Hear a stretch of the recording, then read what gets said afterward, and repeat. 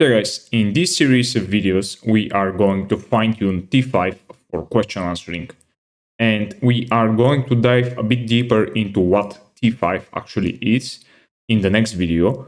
But in this one, we are going to prepare some data that we'll be able to use to train our question answering model.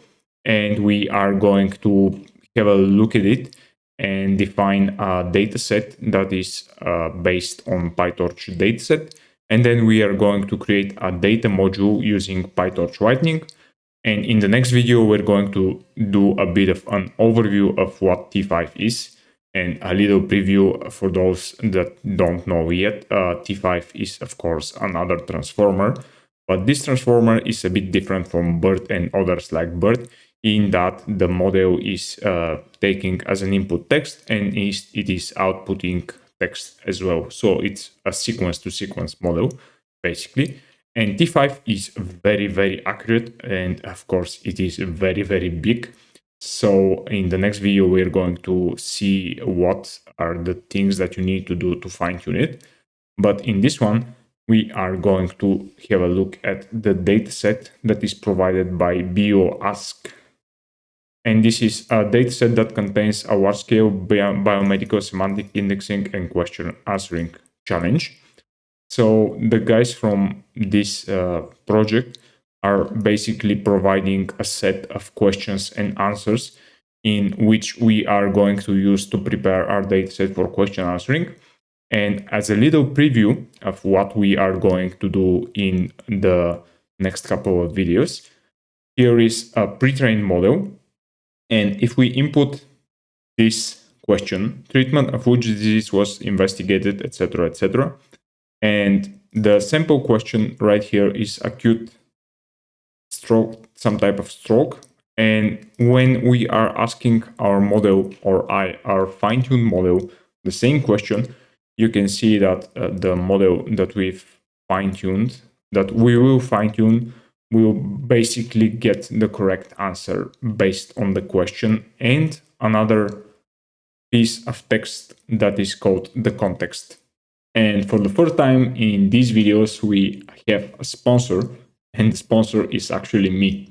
I want to introduce you to ML Expert, which will hopefully better prepare you for the machine learning interview. So ML Expert is currently in development, but you can sign up for it right here on the webpage mlexpert.io. And if you scroll down to the sign up now, you can input your email right here and you will get a 50% discount for at least if you're in the first 100 people who subscribe right here when ML Expert launches.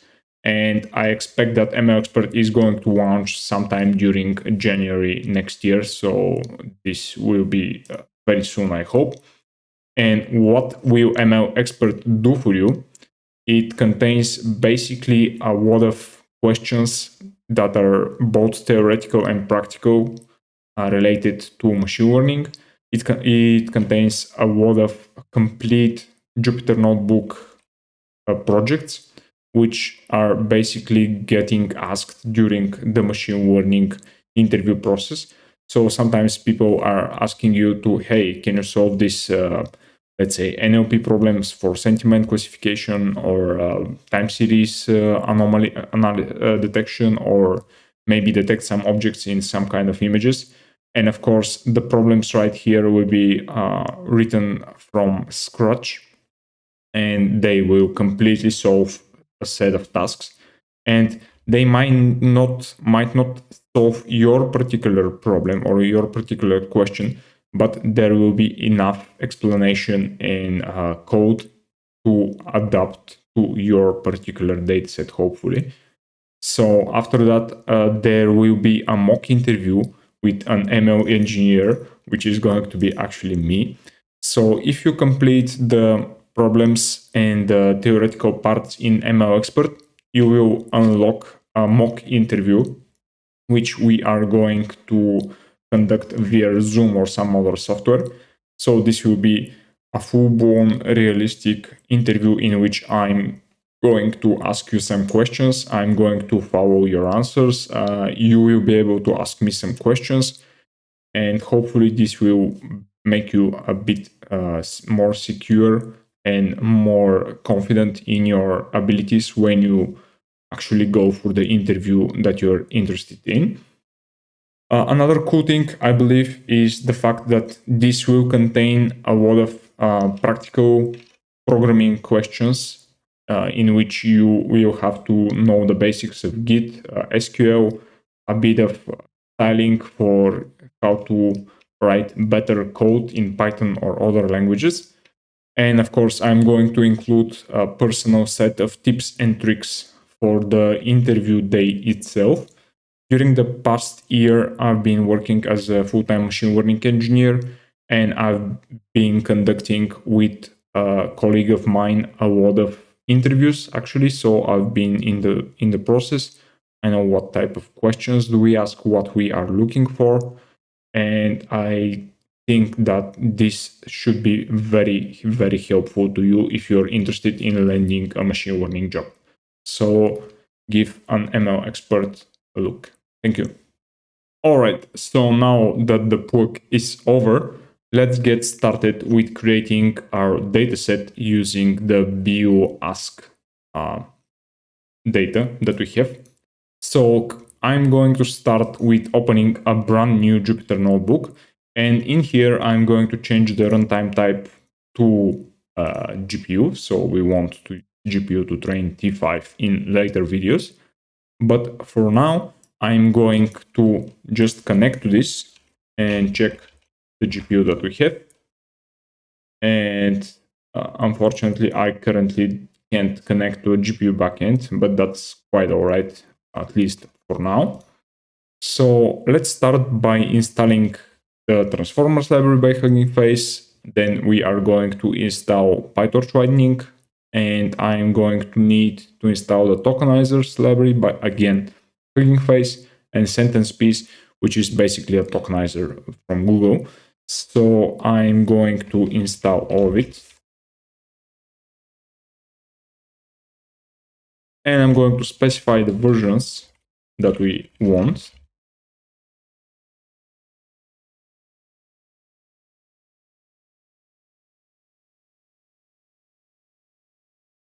And then for the tokenizers, again, a library by HuggingFace. And the version is that we are going to use is 094. And finally, for sentence piece by Google, sentence piece. So this should be 0.194. All right, so let's install all of it. And this should not print a lot of information. I'm using the quiet flag everywhere. So after this is complete, I'm going to restart the runtime just in case.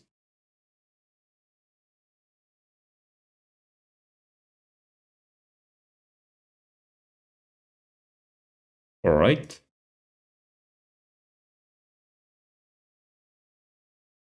And we still don't have a GPU. That's okay. I'm going to continue with copying and pasting a lot of imports. And right here, the important stuff, I guess, is that we are importing some term cover and text wrapping. So we will use basically all of that for printing the questions and answers from the dataset. We are importing, of course, NumPy, Torch, Pandas, Patlib, and from the transformers, we are going to have a look at the T5 for conditional generation and the tokenizer, which is going to be the T5 tokenizer. Of course, we are not going to have a deeper look at the model itself, but we are going to have to understand what the tokenizer is actually doing in this video. Next, I'm going to call a method seed everything from Pytorch-Lightning, and this method was actually taught to me by a subscriber. So I found this knowledge into the comments of the videos that I'm uploading to YouTube. So thank you for letting me know about this. This is pretty great actually, because it seeds the Torch, the NumPy random generators, and it seeds other processes if your Python library, for example, when you're using multiprocessing or something like that, when you're spawning new processes, all those processes are going to have a seed of the same value that we're putting in right here. So this is just great. And for the next step, we are going to get the data. And the data, as I've already mentioned, is from this BioASQ challenge, but I've actually got the zip file from BioBird model. So if you go to GitHub, you can see that there is already a BIRD model which is pre-trained for biology language representations or biomedical language representations. And here you might have a look at the datasets, and you have the question answering dataset right here. So this will put you to a Drive link, which will contain this Q&A.zip. And in here you have various datasets. And the one that we are going to use is the BioASQ. And we are going to use the train files right here, which are not shown, but yeah, I'm going to show you those right now. So this is where I got this data, and I've basically put it on my Google Drive, and we can download it using this ID, ngdown. And after this is downloaded, we are going to unzip it. But I want to be a quiet unzip, and the BioQ&A zip will be unzipped right here. And you can see that the data is into this folder, which is very similar to what I've shown you. And the training data contains BioASQ with 3 different JSON files, and we are going to use those to create our question answering dataset. All right, so let's basically have a look at some of the files. And I'm going to open this folder, and I'm going to take a sample file, let's say this one. I'm going to open it, and I'm going to load the JSON from it. All right, so the data now is a dictionary which contains data and version. So if I go for the version, you can see that we are having this version code for this dataset. And if I go to the data,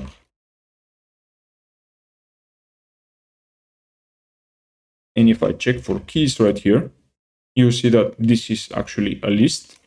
So if we have a look at the length of the list, you see that we have just a single element. So I'm going to explore the keys of this single element.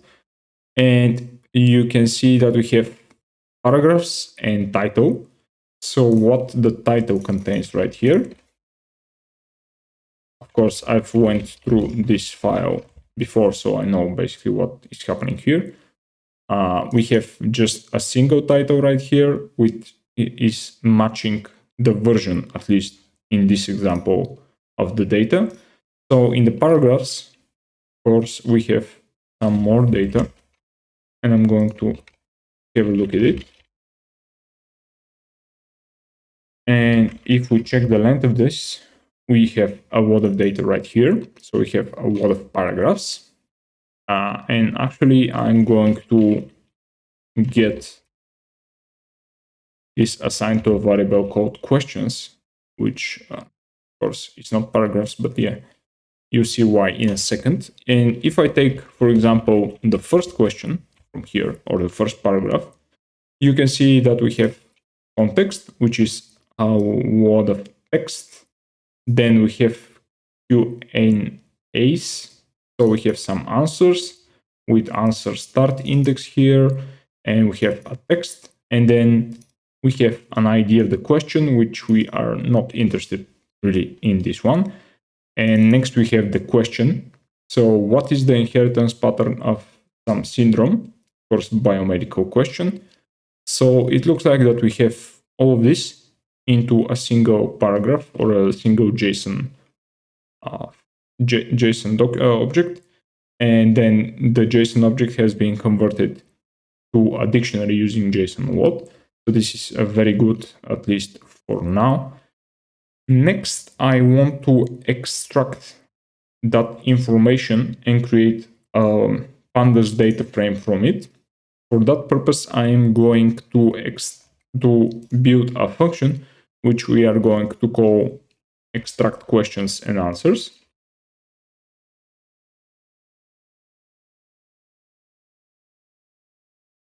And this will get a path to the JSON file, which will be similar to this one. So I'm going to provide that in. And I'm going to open the file just like we did here. So I'm going to get this.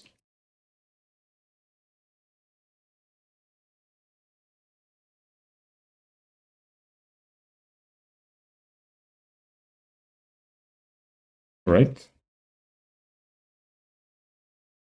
So I'm going to take the questions from it, another copy and paste here. And then I'm going to convert this into a set of data rows. And for each question, I'm going to take the context, which will be this string right here, or a string similar to this one.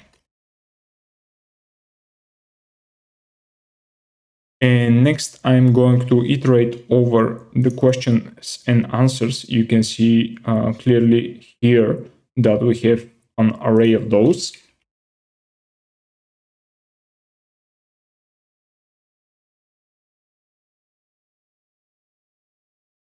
And for each question and answer, I'm going to take the question text.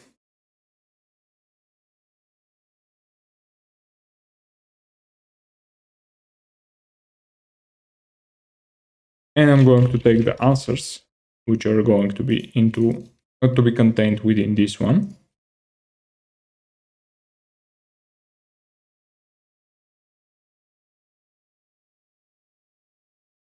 All right.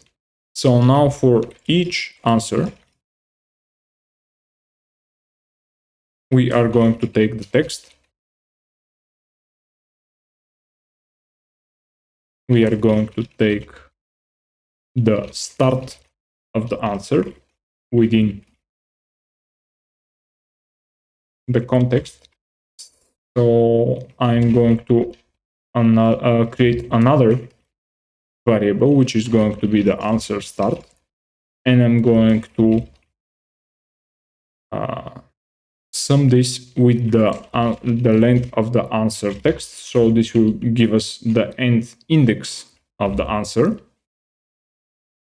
And I'm going to append all of this into the data rows that we have. And I'm doing all of this to show you what the dataset actually contains. So I haven't really explained to you what the context, the question, and the answers are, but we are going to see that in a second.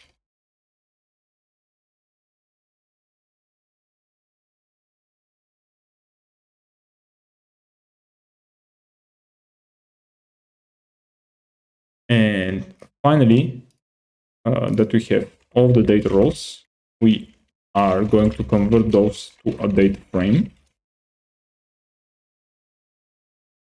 And I'm going to extract the questions and answers from, let's say, this file that we had here.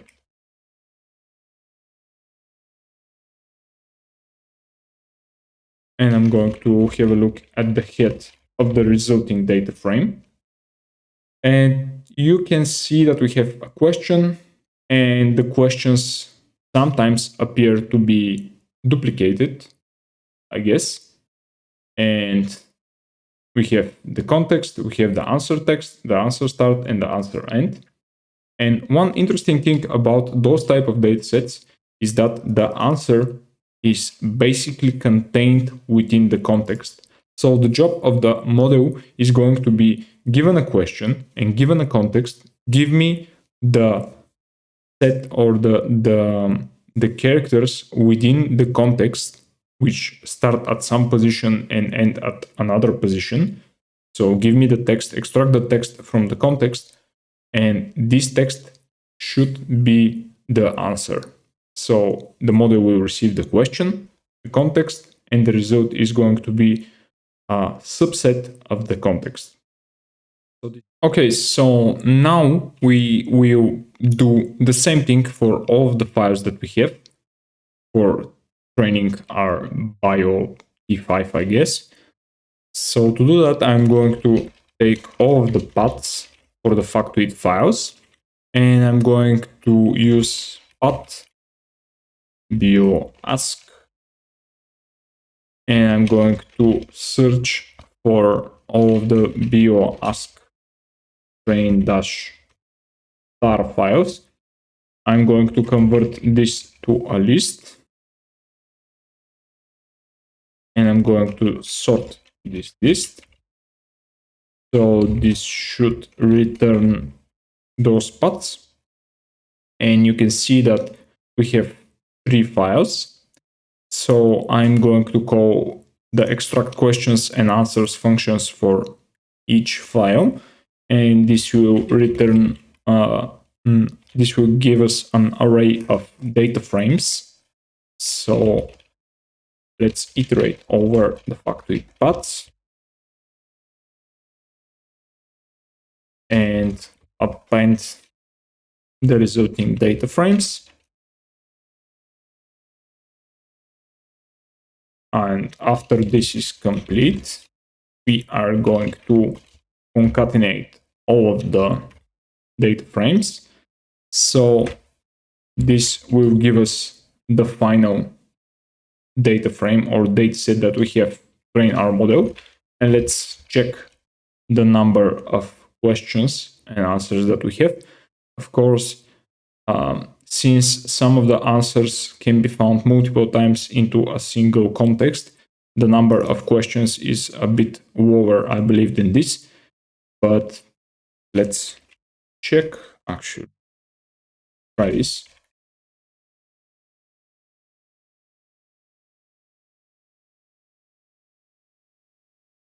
Right. Do this. Yeah, well, it appears that we have only 443 different questions. So yeah, it looks like that some of the answers at least are repeated multiple times. Let's do the same thing for the answers.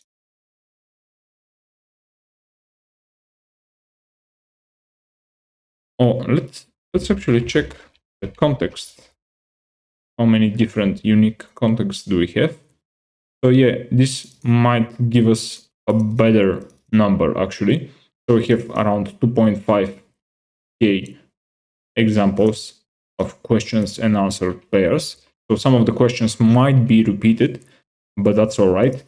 Given that the contexts are different, and this appears, at least it looks to me that this is a much more representable number of actually how many examples or different examples of questions and answers pairs we have from this biomedical dataset, which is quite good, I believe, because T5 is a very, very large model, and you can see, or you will see into the next video, that this will be more than enough to train a very reasonable model. Next, let's check a sample question and try to visualize the data that we have. I'll take this one because it contains a context that contains a rather small amount of text. And let's check it. So we have what is the synonym of the Lubach disease, and we have a context, which is a large text, and then we have something like this, which is the answer. So this is some sort of medical term, which I'm not familiar with, and I'm not going to pretend that I am. So next, I want to show you what the model or the data looks like using some text coloring. And I'm going to try to color the text within the context. So we will see what is happening really into the context text and where the answer is within the same context using the data that we have. So you can see that we have the answer start and the answer end. So let's build a color answer function, and this will take a question. Let's extract the answer start and answer end from here.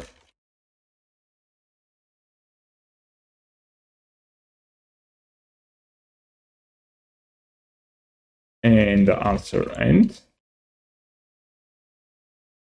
I'm going to also extract the context from this. And I'm going to use a function colored, which is imported again from the package term color. Here it is. And this function accepts text as a first parameter and the name, or I believe it also, you can pass in a hex color, but the name of the color that you want to color. So first we are going to print or color the text up to the answer starting point. So this should be given us by all of the characters until the answer start. And I want to paint this in white. Next, we are going to paint the actual answer itself. So I'm going to start with the answer, and I'm going to continue until the answer ends. But I want to add another character because the indexing is exclusive. And I want to paint this in green. And finally, I'm going to color the rest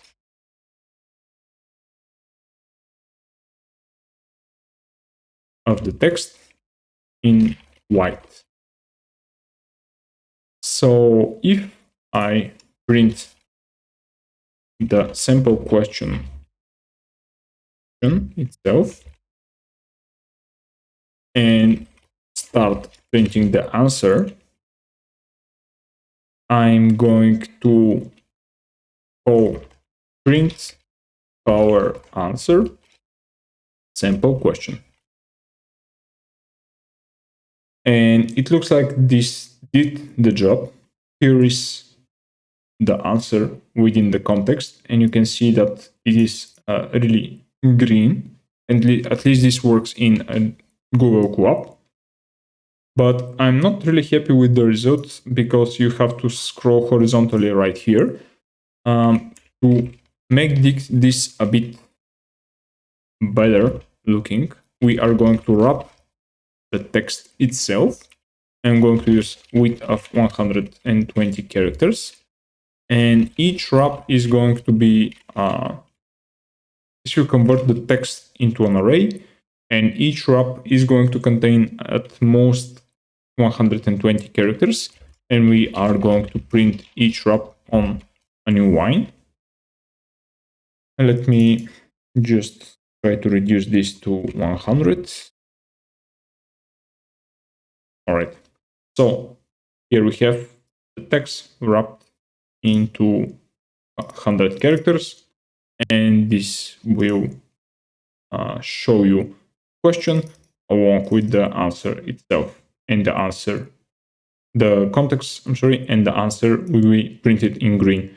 Of course, you can see that in this particular question, I believe the answer can be found 2 times, but we are going to train our model only Yeah, but we are going to actually give those two examples to our model, but we will not be really doing any sort of fine adjustments to the multiple answers within a same context. Okay, so next we are going to do some tokenization. And T5 comes with a standard tokenizer, which is pre-trained, and we are going to call the base T5 model. And this will be from T5 tokenizer from pre-trained. And I want to get the model name right here. So this will go and download the tokenizer. And now we can give our tokenizer a try. We are going to call it just like you call a function right here. And we are going to input a sample question, which is going to be, would I rather be feared or loved?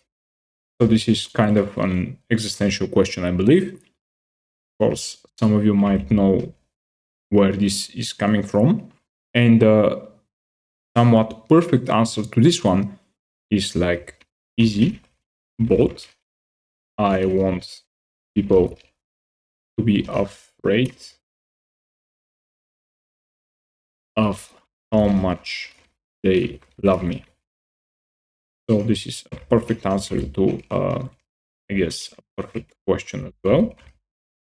So if you call this and convert and assign this to a sample encoding variable, you can see that this is a dictionary which contains input IDs and attention mask, which is very, very similar to what the BERT tokenizers are doing. And from here, we can go ahead and look at the sample encoding of the input IDs. And it's rather ugly, I believe. So here you go. We have a token for an encoding or input ID for each token. And we can do the same thing for the attention mask. Of course, we are not doing any padding in here.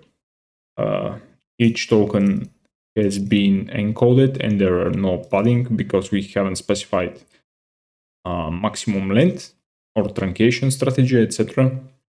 And another cool thing that you can do here is to use the tokenizer to decode the input IDs.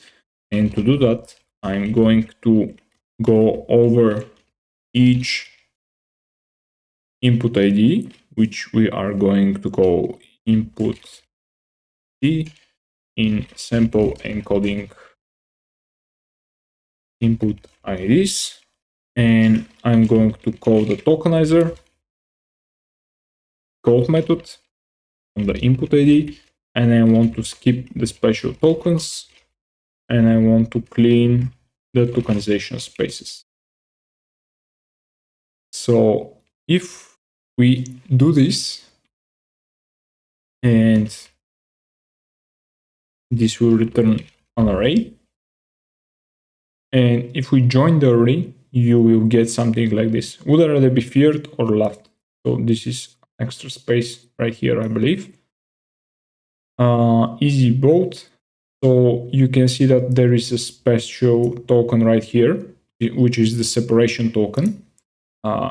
You get this because you are passing in the question and answer right here. So the tokenizer knows that when you're passing two strings that you are referring to question and answering, or you are referring to sequence, question and answering task, I believe. So this will give you the correct encoding. And if you don't pass in those two parameters, you will get basically the same thing, I believe. So this might be optional, really. Yeah. All right. So now that you know what the tokenizer is doing, we can then encode a sample question and have a look at a bit more of the tokens itself. So to do that, I'm going to call the tokenizer, and I'm going to pass in the sample question, which we got right here, and we are going to encode the information from it. I'm going to start with the question, the context. I'm going to pass in a maximum length of 396, and I want to put all of the questions and context pairs to the maximum length. So each example is going to contain that many tokens or input IDs. And for the truncation, I want to truncate only the context. Because, yeah, if we truncate the question, it will be pretty bad, I believe. I want to return the attention mask, which is, I believe, true by default. And I want to add the special tokens, which is, again, I believe, true by default. And I want this to return tensors, Pytorch tensors. Okay, so now that this encoding is done for us, if I fix this error, we can check that the keys are, again, input IDs and attention mask. Another interesting thing that you can do right here is to call the tokenizer special tokens map. And you can see that we have a path token, unknown token, or unique, I believe. And we have the end of sequence token, which is basically some sort of space or something like that. So you get what those tokens represent. And of course, you can call the EOS token, get the character representation, and you can get the ID of this token. So everywhere when you get an input ID of 1, you will basically have, let's say, this one here. This is the EOS token, or end of sequence token.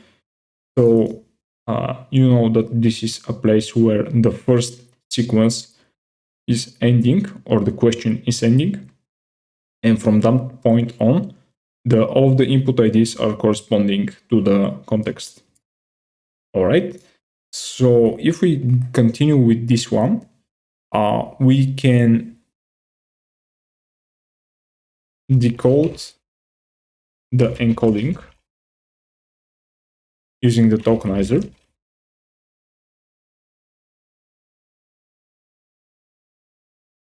And I want to squeeze the dimension. And you can see right here that the tokens are added. And then we have a lot of paddings at the end. So this is the result of the encoding decoded back into the text representation of the input IDs. All right.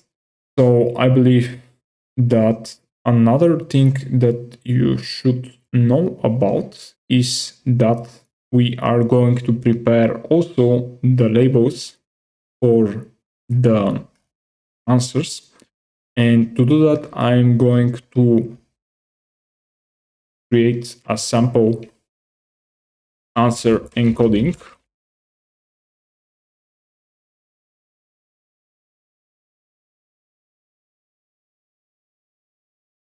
So we used our tokenizer for the question and context pair, and then for the answer text. And here I'm going to specify a length of 32. The padding is going to be to the max length. Truncation, I'm just going to say true. So we are using the standard strategy of truncating up to the maximum characters. I want again the special tokens.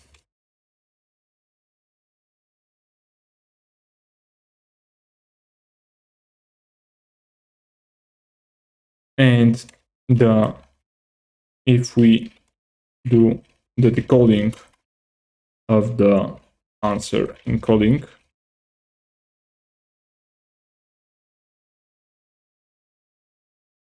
you can see that we have pretty much the same thing, the answer decoded along with the end of sequence character, token, and then a lot of tokens for padding. So this will basically give us a way to encode the answer. Another interesting thing are about this T5 model is that when we are passing in the labels, which are basically the input IDs of the answers, we need to convert the labels which are ignored or masked to -100. So when computing the worth for the labels, those values will be excluded from the computation. And to do that, I'm going to get the labels. Again, those will be from the answer encoding. And if we check this, you see that we have a lot of zeros right here. So we need to convert those zeros to -100. And I'm going to do that using this comparison. And now the labels contain -100, where previously there were zeros. So we will use this trick when we are building our dataset.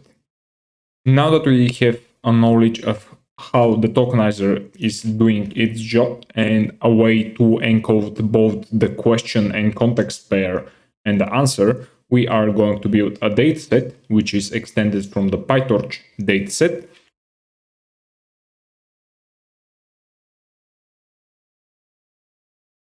And in it, we are going to build a constructor which is going to accept self, the data for the dataset, a tokenizer, which is going to be the T5 tokenizer, maximum token length of the source text, which is going to be the pair of question and context, and the target, which is going to be the answer, max token length.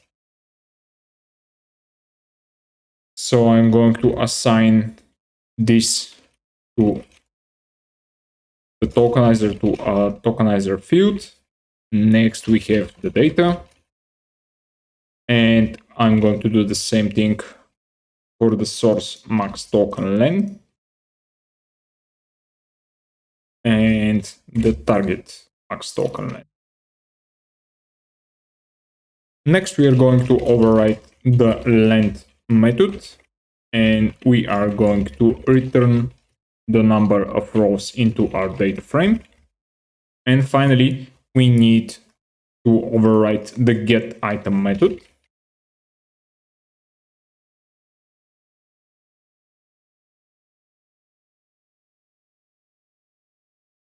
So here I'm going to take the data row at the index position.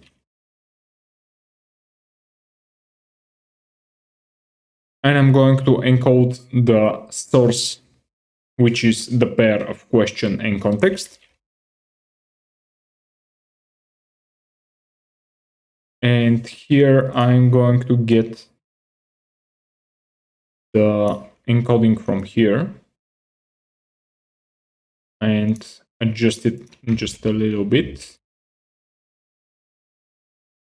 So this will take the question and context, and this will take the source max length. Okay, I'm going to do the same thing for the answer or the target encoding.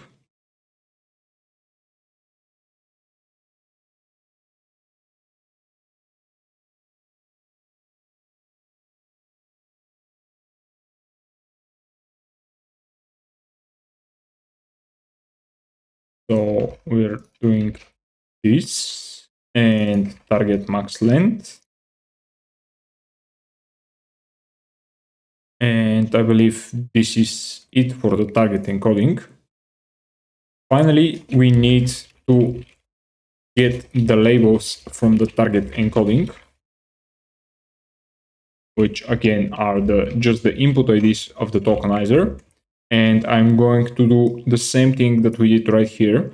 I'm going to replace all of the zeros with -100. And the result of the get item method is going to be a dictionary, which contains the question as a plain text. Then we are going to do the same thing for the context, again as a plain text. Then we are going to return the answer text. And next, for the encodings from our tokenizer, we are going to return the input IDs. And I'm going to flatten this because the data water will take care of the batching for us. I'm going to return the attention mask.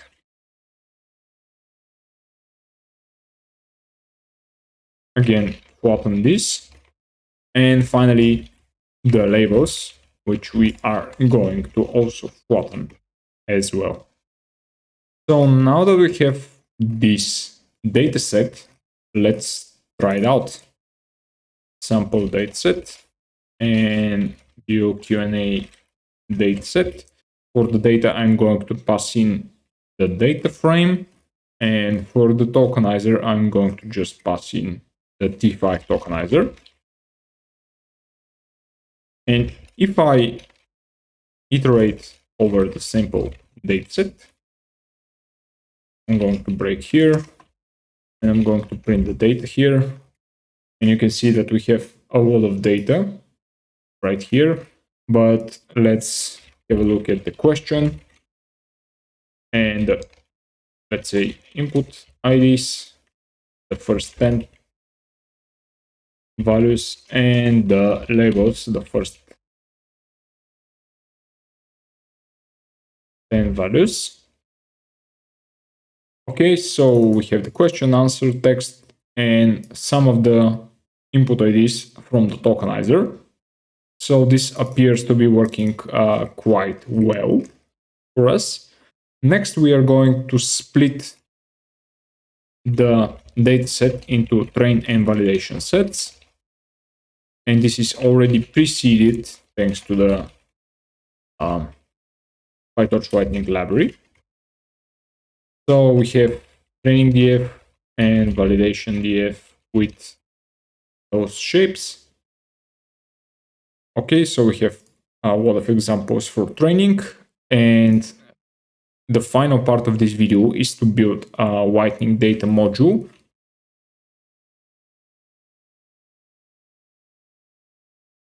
We're going to extend it from PL data module.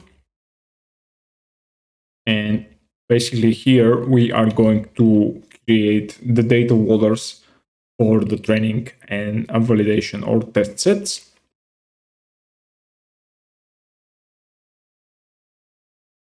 And I'm going to take a lot of parameters here, the training data frame, the test data frame, which are going to be PD data frame, the tokenizer, T5 tokenizer, then the batch size, which we are going to set at 8 at here, which is going to be a bit larger than we can train on Google Club actually. And then I'm going to pass in the same exact parameters because we need those for the instantiation of the datasets. So the first thing here I'm going to do is to call the super init method. Then I'm going to store the batch size, the train date frame, test date frame, and I'm going to take the field initialization from here and paste it in right here, speed up the process a bit. All right, so we have most of the parameters that we need. Next, I'm going to build a method called setup, in which we are going to build the training dataset and the test datasets. And we are going to use the BioASQ dataset. And in here, I'm going to pass in the training data frame, tokenizer, source, max token length, and target max token length. I'm going to do the same thing for the test dataset.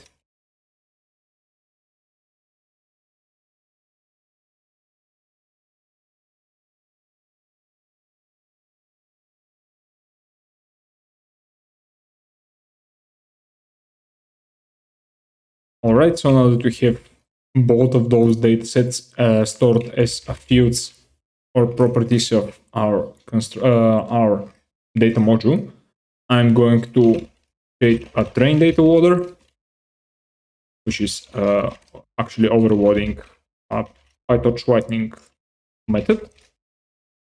And this will basically return the train dataset with a batch size of the batch size that we've passed in as a parameter. I want to shuffle this just in case, not really necessary, I believe. And number of workers is going to be 4. I found that this works quite well with the parameters of the Google Cloud machines that I'm getting. Then I'm going to get the validation data loader, which is going to be another data loader similar to the previous one. I'm going to pass in the test dataset. The batch size I'm going to fix to 1 to emulate real world performance, because you're mostly predicting on single examples in production. Or that might not be the case for you, actually. Let me know in the comments below. And for the test data loader, I'm going to just copy and paste the validation data loader. You might want to try to create 3 different data loaders to evaluate the performance a bit better. But here, that's not what I'm after. I just want to fine-tune this model and see how well does it do on some question and answering dataset. And you will see how well it does in the next video. And next, I want to specify the batch size right here and the number of epochs for which we are going to train the model in the next video. Next, I'm going to instantiate the data module just to be sure that everything is working properly. I'm going to pass in the training data frame, the validation data frame, the tokenizer, and the batch size. This is going to be the batch size constant right here. Okay, and I'm going to call the setup method. And it appears that everything passes, at least for now. We'll see in the next video if we got anything wrong. And in the next video, I'm going to show you how you can fine-tune the T5 model. We are going to build a Lightning module based on the T5 for conditional generation model that is available from HuggingFace. I'm going to show you, I'm going to explain a bit more why T5 is so powerful, what are the different types of T5 models. Of course, we're using some of the smallest available models. And even though it is small for a base T5, it's actually really huge, even compared to BERT base and other models. So it's a rather large model. So thanks guys for watching. I hope that you've enjoyed this video. I hope that you also have a very good holidays and you are healthy and you are going to uh, go into the next year with a little bit of hope that everything in the world that is happening right now is going to be ending soon. And I wish you all the luck in the world. I wish you to be healthy. And once again, I'm going to plug in the mlexpert.io, which I'm going to put into the description below. If you want to prepare for the machine learning interview, I believe that this resource, which is again created by me, is going to be one of the most helpful tools in your toolbox to land the machine learning job that you want. I'll see you in the next one. I'll see you in the next one. Bye bye, guys.